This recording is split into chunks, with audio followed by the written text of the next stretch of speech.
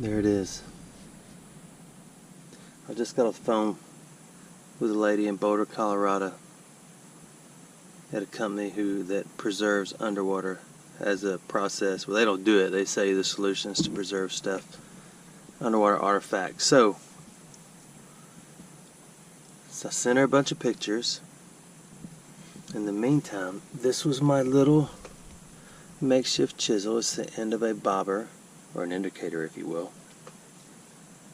And I just used it with a tiny hammer. I talked to Bird Dog. He's pretty knowledgeable about this stuff.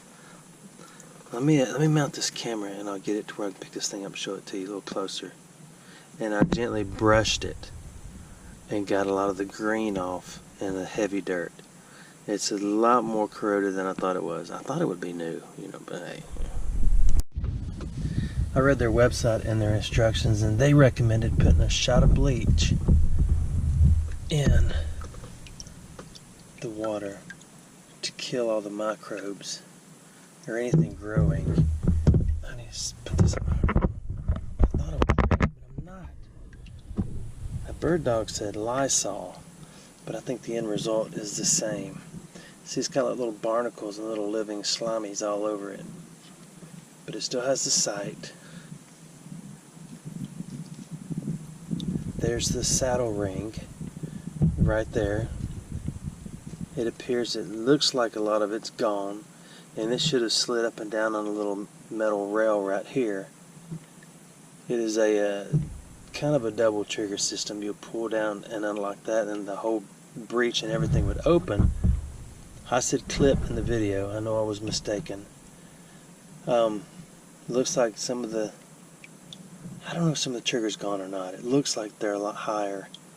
And that one kind of looks sideways, like it has been rolled around in boulders for 150 years.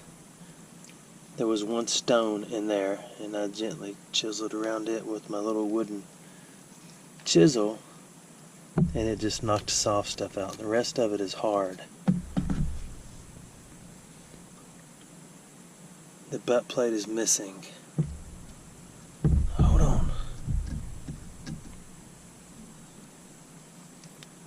The butt plate is not missing. It is on there. I spent a lot of time looking for that. The butt plate is on there. A lot of it's just gone. You can see where it was eaten up right there. Now the Spencer, which I think has a similar look to it, and I could be wrong, loaded from the end. There is a Burnside Carbine, or Burnside Spencer, that is similar. And there's a couple of doggone good YouTube videos on this particular rifle. Of course they're in immaculate shape, and they're, $2,000 guns. This one's worth about 50 cents. But I wouldn't take $2,000 for it. So anyway, I'm going to put a shot of bleach in it and let it see if it'll kill all the stuff on here. And then we'll get back to gently poking away. That was a big rock that kind of came off. But I'm going to take my time, because I'm in no rush. It could sit right here for another 150 years under this water and be fine. So there's no rush, but I would at least like to get it to stay exactly like it is. That's not Civil War related. That is a brush. That's actually my toothbrush that I brought out of the bathroom.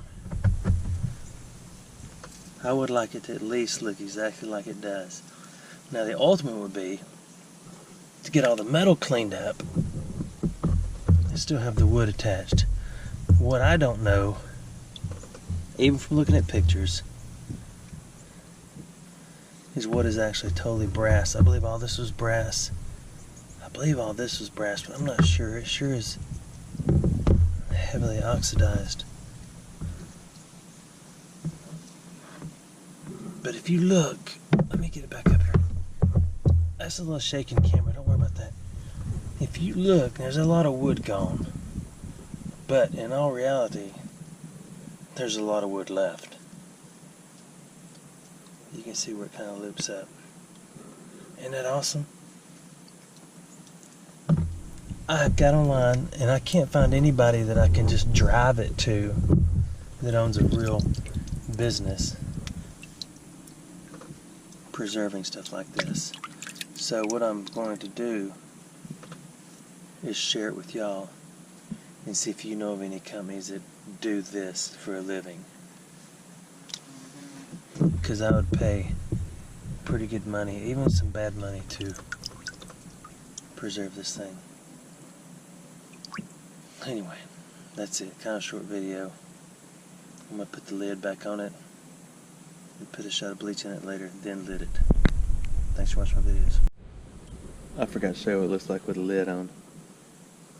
Actually, the lid's not all the way. It does snap shut. You just got to squeeze the sides in. What I was going to tell you, a lot of people will write back and give me the chemical words for glycerin.